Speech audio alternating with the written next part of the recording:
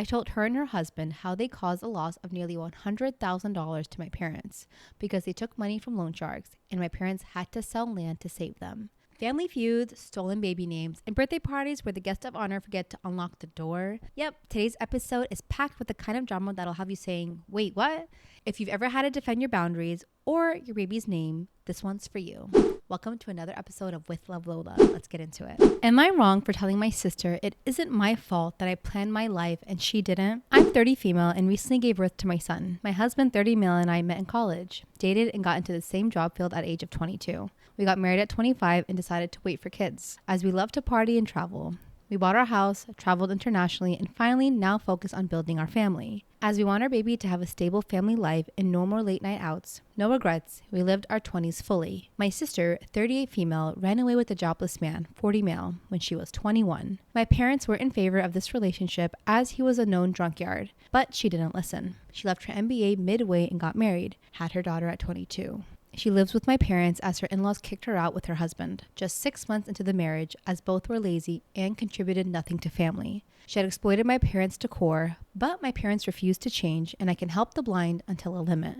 They won't accept, but they have a soft corner for her, as they lost their first child when he was only 2 months old, and she was the precious child afterwards. I have already told my parents to give my house share to my niece in their will, 16 female, who is good at studies and a sensitive kid. My parents and I have raised her. She is like a daughter to me. I don't need the house. My parents have good pensions and I have a savings account for my niece too. My sister and her husband barely live paycheck to paycheck. She has a decent job, but she has multiple expenses, like going to the parlor once a week, and her useless husband wastes all of his money on drinks. My niece isn't close to her parents as they didn't raise her at all, just appearances. They openly cheat on each other but refuse to divorce, as they know they can't get better. Recently, she kept making bitter remarks on my perfect life, how my husband does a lot of PDA. He is too romantic openly, which makes me blush and embarrassed. How I post my duplex house pics on Insta, that I'm going to spoil my son. I had enough and told her it was my life choices and she made her own life choices. Told her her daughter dislikes her because she is a failure of a mother, failure of a sister and daughter. I told her and her husband how they caused a loss of nearly $100,000 to my parents because they took money from loan sharks and my parents had to sell land to save them. I told her to stop being jealous and focus on being better. She is nearly 40 and still acts like she is in college. She started screaming and crying. I left. Now my parents messaged me to not be harsh on her, as she keeps screaming at them. I told them it was their decision to house her and they have to develop a spine, although I understand their codependency on each other as they are aging and she does chores for them. But I have given them options to live with me as they age, as my husband and I decided to take care of each other's parents in old age. My sister made a social media post that said some women become all airhead and arrogant when they have some money. I wasn't boasting about this at all. We had the same options to study. We were given the same life. I chose what was best for me. So, am I the asshole? You know, it's unfortunate. This happens to a lot of people. I've seen it in sibling dynamics. Some choose to go down a different path, and in that moment, they think they're right, and they see the siblings are like, you guys are sheep. You guys are going down a different career path. Like, I'm living life. Like, why are you guys working so hard? And then later on down the line, when like this time comes and you're hitting your kind of midlife, and you realize you don't really have shit for yourself, you're like, oh, what have I been doing? And it's really hard for people to realize, like, you know what, I made a mistake. Let me try to fix this, turn back around and like make a better life for myself. They'd rather live in delusion and just continue to be like, oh no, you're just like a posh biatch because you have some money now. And then it sucks that she does have a daughter involved in this, but I'm really glad that she has you guys to back her up in case anything happens. And with this, like, you've given the options to your parents. They're never going to pick you. They're always going to pick the daughter because they're more comfortable with knowing that you'll be okay without them in this world. But it's hard for parents to imagine one day they're both not going to be there and who's going to take care of your sister. Even though no one should be taking care of your sister because she's a grown-ass adult, just that worry will always constantly be there. Am I wrong for leaving my friend's birthday party after she didn't let me in her house? I, 23 female, was invited to my friend Sasha's 23 female's birthday party. It was on a Friday at 8:30 p.m. We would start at her house to pregame and then go to bars. I had work that day from 7 a.m. to 7:30, but I really wanted to go, so I rushed home, ate dinner, got ready, and drove to her place. We were texting the whole day about the plans, and she seemed very excited for me to join her and her friends. I'm acquainted with her friends, but not besties. I arrived at her house at 8:30 on the dot. I hung up the phone with my boyfriend and texted her to let her know I was there. She said, okay, so I walked up and knocked on the door. I heard music and people talking inside, so I knew they were there. Nobody answered. I noticed she had a Ring camera, so I waved in front of it, knowing Ring notifies people's phones. Still, nobody let me in. I knocked louder and texted her that I was at the door, but I was neither let in nor texted back. I knocked even louder and started shouting, "Hey Sasha, I'm here." I finally hear footsteps coming to the front door, but instead of letting me in, I heard the deadbolt lock click, locking me out. I walked away from the door and called my boyfriend to tell him what was going on. I told him my feelings were hurt and I wanted to go home. He convinced me to stay and knock again, rationalizing that it was a miscommunication. I texted her again saying, "Okay, I'm out front." Sasha immediately answered, "Okay, sounds good." So I knocked again, no answer. I heard the music get turned down and Sasha say, "Guys, I think she's here." So I knocked as loud as I could and said, "Yes, I'm here. It's me." Footsteps came towards the door and again the deadbolt sounded and the door remained locked and the footsteps walked away. At this point, I had been knocking for 12 minutes. I was so upset and angry that I left and texted Sasha. "So I've been knocking for over 10 minutes and no one let me in, so I'm going home." She immediately called me, but I didn't answer because I was afraid I would say something out of anger that I would have regretted. She texted me that she looked through the peephole and did not see me. I think that's BS because she literally had a Ring camera. I told her that my feelings were hurt and I felt unwelcome. I did not receive an answer. Am I the asshole for leaving? What could be the reasoning behind this? Oh my God, I hate her. I hate her so much. There was definitely a bunch of mean girls with her and she is part of that. And they thought it would be funny because of the cruelty. Imagine if you just let her sit outside and knock on the door, knock, knock, knock, knock, knock. Ugh, I don't even know what to say. She doesn't want to be your friend. Get rid of her, move on for the next. I'm sorry she wasted your time. I'm sorry you had to sit there and kind of be humiliated and watch them twice deadbolt the lock on you. Ugh, yeah, no. Ugh. Brother-in-law's fiance claims my family never RSVP'd, but I'm the only one without a seat. I'm still reeling and trying to process this, so bear with me. My brother-in-law is getting married soon. My husband is the best man, and our 4-year-old is the ring bearer. Okay, so just to say it, it's her husband's brother, okay? I'm a part-time party planner, so I've been helping plan a small luncheon for the bridal party, immediate family, and a few vendors on the wedding day. So I'm not exactly a fringe guest here. The RSVP deadline was a few weeks ago. I filled out the online form and submitted it the same day the invitation came in the mail, with my husband sitting right next to me. We RSVP'd for the 3 of us, me, my husband, and our son. Easy peasy, right? Pause. I think for like family, do you even have to RSVP? I'm not telling my sister or her husband, like, do you guys RSVP? Like, no, you're coming. Well, brother-in-law's fiance, my sister-in-law, I guess, reached out today over text saying we never RSVP'd. Not, "Hey, I never saw your RSVP, just checking," but straight up, "You didn't respond," which is frustrating on its own. But then she tells us that while my husband and son have seats at the reception, as they were in part of her original head counts, I do not. My husband was told I could come early with him to set up the luncheon still and stay for the ceremony, but that I would not have a spot at the reception. Let me repeat that. I'm married to the best man, mother of the ring bearer, and helping with wedding day logistics, including connecting sister-in-law with some of my professional contacts. And she somehow decided I just wouldn't be coming, and she never followed up before the RSVP deadline. Just what? I'm torn between feeling hurt, furious, and just flabbergasted. And used. I definitely feel used. At best, this was a sloppy mistake that she's not owning. At worst, it feels like a pointed exclusion. I'm not sure which stings more. My husband is going to handle the conversation with his brother to figure out what is going on. I genuinely don't trust myself to be polite and keep the peace. There was no drama leading up to this that I was aware of. I have a good relationship with my in-laws. So yeah, this is totally out of left field for me and my husband. I would love to hear thoughts, especially from people who've gone through something similar. I don't typically touch weddings with work, so this is all new territory for me as pseudo vendor/guest. My husband wants to reach out and talk to his brother first, but I'm so tempted to reach out to my mother-in-law before our usual meetup tomorrow to see if she knows anything. Okay, before I give my 2 cents, she does have a small edit update. Husband and brother-in-law are talking now. Brother-in-law was not working today and was helping father-in-law with something this evening. When I called my mother-in-law, she had my brother-in-law call husband right away. From what mother-in-law and I can hear, we're Snoopy, my husband was muted on brother-in-law's phone and my contact was deleted. What the heck? Brother-in-law can't log into the wedding website, so he can't check to see if our RSVP was there. I'm not sure if I want to become a firecracker myself or get some popcorn as I watch mother-in-law pop off. Okay, another update. So my husband finally got a hold of his brother after I called my mother-in-law. No one else knew what was going on. While they were talking, brother-in-law tried logging into their wedding website to see if this was a mistake or a misunderstanding, but couldn't log in. So he texted his soon-to-be wife to see if she changed the password, and she just told him to come home instead. And this set off 3. 1. Brother-in-law ended the call with my husband to call his soon-to-be wife about why she couldn't answer a simple question. 2. Mother-in-law popped off about how dare that woman exclude me.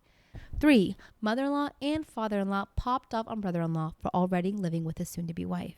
They are very religious and traditional and don't believe that a couple should be living together before marriage.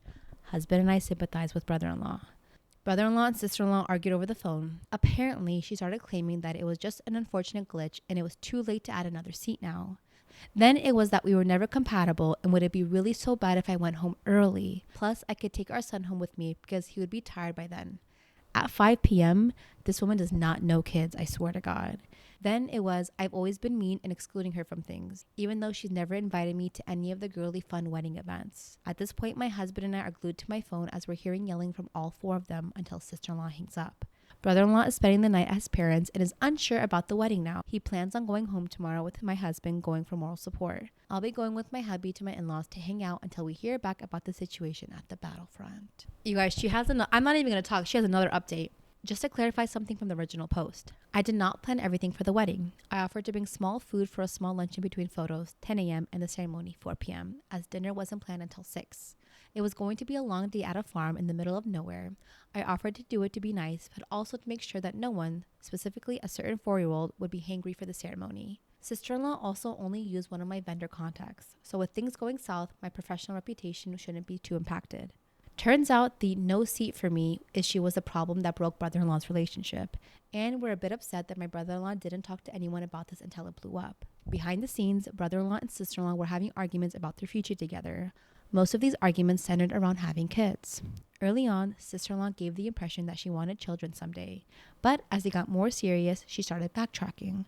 A few months ago, brother-in-law realized that it's very likely that sister-in-law never wanted kids, but felt too invested in the relationship to leave. But brother-in-law always imagined having a large family, so this really shook him. On top of that, sister-in-law apparently had jealousy and insecurity issues. Per brother-in-law, I've been her latest target, which started when I turned down going to a mani-pedi with her. Why did I turn her down? My husband and son had a virus. Apparently, I was icing her out. Lastly, sister-in-law was apparently already floating the idea of disinviting our son from the reception because he would have been the only small child there. Brother-in-law shut that down immediately, and mother-in-law and father-in-law kept that knowledge from us to spare our feelings. Ergo, our lost RSVP was not a software glitch, nor was it an oversight, but a rather stupidly calculated move. Sister-in-law was apparently hoping one of two things would happen. Either I would make a scene about being disinvited and be seen as a problem, or we would quietly accept our fate and she would not have to deal with two undesirables at her reception. With all of this in mind, I can't figure out why she would have messaged my husband instead of me. Was she trying to cause more family drama? Again, the logic isn't logicking. Brother-in-law was already feeling some uncertainty because of the shifting kids/no kids conversation. But the deliberate seating stunt gave him the last punch and clarity he needed. Brother-in-law told my husband it was a level of manipulation and cruelty that he could not overlook. So he ended things and asked for the ring back. No wedding, no reception, just a super messy, emotionally heavy, and expensive breakup. And I feel so bad for brother-in-law. He's going through so much heartache right now, but he deserves better in a partner. Hopefully, sister-in-law can find a family dynamic that doesn't feel like a never-ending battlefield. That's all for now. I'm still tired. I'm still flabbergasted, but I'm also relieved this wedding arc is coming to an end. Your ex-sister-in-law is an idiot. Simple as that. Like, how could you be so evil? I can't put it like if my husband didn't invite my sister's husband. What? In what world would that be okay? And think of it as a glitch. Even if it wasn't a glitch, you find a way. So all of it's just so stupid. Am I wrong for having a no getting engaged or pregnant rule for my wedding? Oh God, here we go. I'm engaged to my fiance of 10 years and we are excited to finally tie the knot. However, I've read way too many stories of people who got engaged or pregnant before someone else's wedding, and I don't want this because it's my wedding. So I made 2 rules. No getting engaged until I'm married, but most importantly, don't get pregnant, especially if you are in the wedding party. I mentioned this rule to my siblings, cousins, and friends, as well as their partners, and said that if any of them break this rule, they are kicked out. Now, one of my cousins has been with her boyfriend for 5 years and has been waiting for him to ask her to marry him, and I told him he has to wait until I get married like all the other men and women in my family and friend group. They said this was unfair, but it's my wedding, so my rules. My best friend has also been trying to have a kid with her husband, and I told them they need to put that on hold because I want my best friend as my maid of honor, and they said this was unfair too. But again, my wedding, my rules. Well, now my wedding is ruined because my cousin's boyfriend just couldn't wait any longer and went ahead and asked her to marry him. When I saw their post on social media, I threw a fit and kicked them out of my wedding. But that's not all. My best friend texted me last night saying she was finally pregnant with a picture of a positive pregnancy test.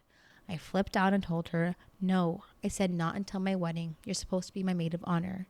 She then said, your wedding isn't even until next year. I then said that she was being kicked out of being my maid of honor because her husband just couldn't keep it in his pants. Oh my fuck. There's no way she said this. I then said that she was kicked out for being maid of honor because her husband just couldn't keep it in his pants for a whole year. I've since sent emails to everyone reminding them of the rules, but my parents and fiance are saying I'm being a spoiled brat and bridezilla and that I can't control other people's lives. But in my wedding, it's supposed to be about me and not my cousin and her boyfriend's engagement and my best friend's pregnant me. It's about me and only me.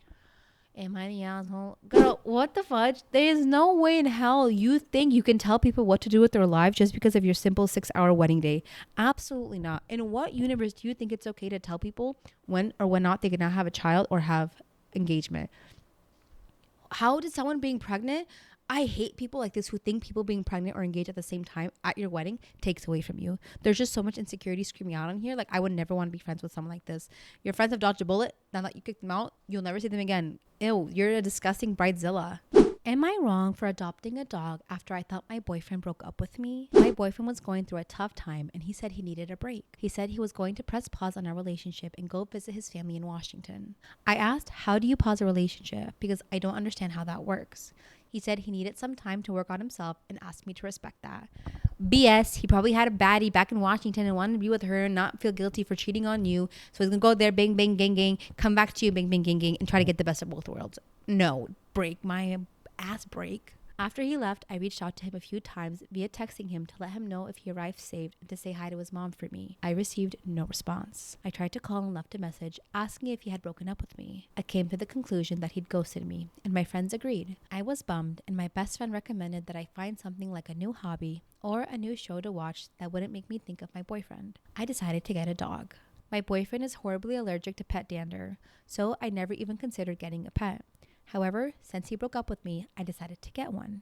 He's a senior dog from the shelter that needed rescuing. He's low energy and likes to lay with his head in my lap while I read, work, or watch TV. After 6 weeks away, my boyfriend texted me that he was back and coming over tomorrow, which was yesterday, so we could talk. I was shocked and texted him back asking what he was talking about. He said he was back and ready to unpause our relationship. Get out of here, pause your relationship. Who do you think you are? He said he would talk to me about everything the next day. I texted back asking what relationship. He didn't answer. Girl, I would have ghosted him. I would not have responded at all whatsoever. I hope he didn't have any keys or anything to your house. Yesterday, he showed up and told me he had done a lot of self-examination with another girl.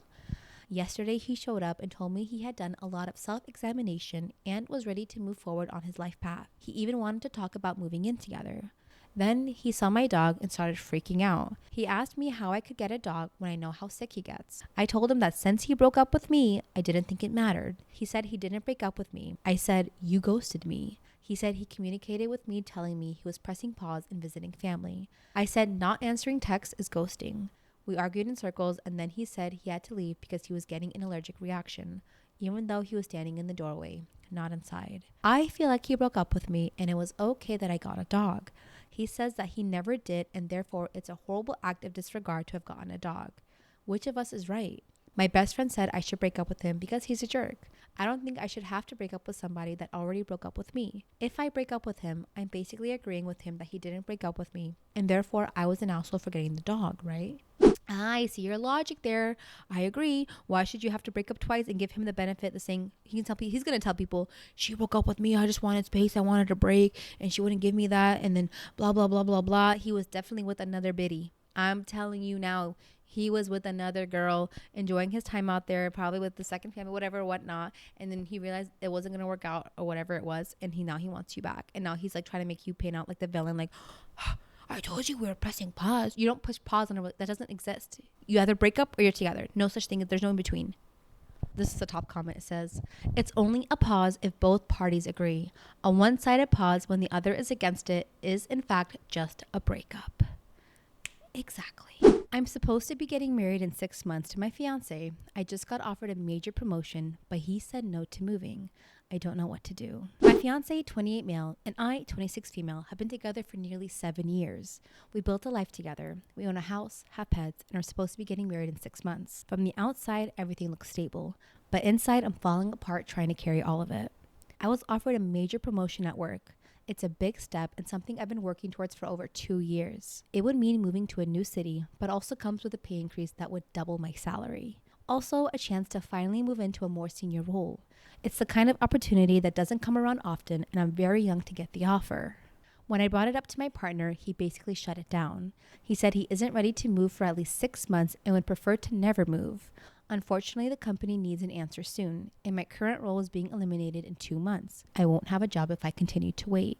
The promotion has made me confront some other issues in our relationship. I've been carrying the emotional and household labor in our relationship for a long time. I plan the wedding, do the majority of the household labor day to day, I manage our pets, and I build our social life. I also support us financially and emotionally. He absolutely contributes financially. He owns the house and helps with logistics, but the day-to-day chores and work is on me. Emotionally, I also don't feel very supported. When I'm upset or struggling, he tends to withdraw or ignore it. If I try to share what I'm going through, he'll change the subject or make a joke.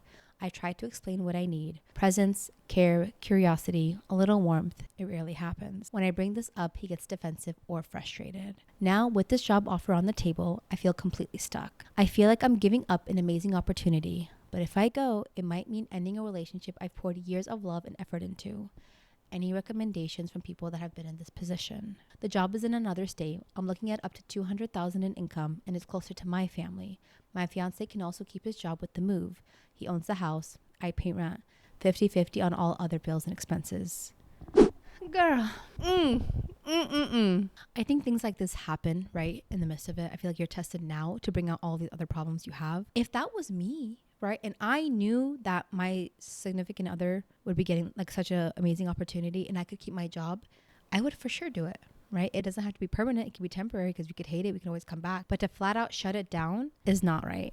And the fact, like, let's touch on, you said emotionally, I don't feel supported. And when you're upset or struggling, he tends to withdraw, ignore. This will not get better with marriage. And then if you have kids, out the door. Those are major signs you should be looking at right now. Marriage isn't going to fix it. I hate the fact that people think that marriage is like the fix all the problems. When they, what is the saying? When they show you who they are, believe them, right? Get out now while you can make a run for it. And I would start over. I mean, I feel like that's like more like of the extreme end of things. But from everything you're saying, you kind of sound emotionally checked out a little bit. Yeah, he's not even giving you a chance to like explore your options with this, and he's just flat out rejecting it, which would make me really upset. I think this is your wake up call. I think you were given this opportunity to be like, hey, you know what? I'm better than this. And you moving away from him, being closer to your family, making good money, and maybe finding someone who would treat you the way you're supposed to be treated is a good sign for you. I know it's people like, they love comfortability, so it's like having that and like having to give all that up and like planning a wedding will be hard, but you have to look at all the good and bad. Like the fact that he's like, when you're trying to express what you need and it rarely happens that he reciprocates it, that's not a good thing. And if you're already this emotionally checked out now, when you have kids, when you get married, it's not going to get better at all. It's going to get worse. So you got to get out of there. All right, you guys, it's time for my favorite part of the episode, and that is the viewer submission, where listeners and viewers like you guys, like you, send me your real life stories that you want me to share on the pod and get mine and everyone else's reactions and opinions. So if you want me to read your story, please send it to me or post it on the Reddit page. Let's get into it. Am I wrong for refusing to change my baby's name after my sister used it first, even though I told her about it in confidence? So I, 28 female, just had my first baby, a beautiful baby girl. I've had her name picked out since I was 16. It's my late grandma's name, who practically raised me. Let's say the name is Lena Rose. Not super common, but not unheard of either. About a year ago, when I found out I was pregnant, I told my older sister, Erica, 32 female, the name. She cried when I told her. She loved our grandma too. I trusted her. I said, please don't tell anyone. I want it to be special. Fast forward 4 months later, Erica announces she's pregnant. Cool. I'm excited. Our kids will grow up close in age. We bond over cravings, nursery colors, everything feels good. Until she gives birth and names her baby Lena Rose. I thought it was a joke at first. I literally laughed. I said, wait, seriously? And she goes, I couldn't help it. It just felt right. And hey, names don't belong to anyone. Y'all, I was stunned. I didn't yell. I didn't even cry. I just walked out of the hospital room. I went no contact for weeks. I was hormonal, hurt, and pissed. She tried to text me saying I was overreacting and that I should feel honored because it shows we both love grandma equally. But here's the ticker. When I gave birth a few months later, I named my daughter Lena Rose too. Yep, same name, no changes, no middle name switch, nothing. Now the family is split. Half of them are saying I'm being petty and setting the girls up for confusion and drama. The other half is saying Erica crossed the line and deserved it. Erica is fuming. She says I'm trying to erase her daughter's identity and that I should have chosen something else. I told her point blank, you made your bed, now we both have Alina. Now the girls are 5 months and 8 months old, and every family gathering is like a weird game of which Lena are you talking about? So guys, be honest. Am I the asshole for not changing the name and giving my daughter the same one my sister stole? You know what? I would have done the same thing because it's not fair. I've spoken on so many baby name stolen stories, and you know what? When your daughters get older and they ask why did this happen, you have to say, hey, I told your mom in confidence that I'm pregnant. I want to name my baby this, and she loved it, never mentioned it, and stole the name. That's so shady. I think it hurts even more because it's your sister and that's like literally her cousin. That's your niece. But I'm like, I wouldn't care. Make your sister change the name. Like, that's not on you. What? I would get so mad at this. Why should you have, like, that's why they say never tell people your baby name. But then again, it's your sister. You should be able to tell your sister everything and not feel like she might, steal your whole ID and take the child's name and not even try to discuss it with you. Even if she liked the name, right? Which obviously she did. Out of respect for you because you told her first and said, hey, I'm pregnant, I want to name my baby this. She should have just not taken it. Ugh. From name stealing sisters to RSVP scandals and wedding day ultimatums, it's safe to say boundaries were set and some people did not like that. But hey, not everyone gets a seat at your table, and that's okay. Let me know what side you're on in the comments, and don't forget to like, subscribe, and hit that bell for more tea every week. With love and just the right amount of penniness, Lola. Bye guys.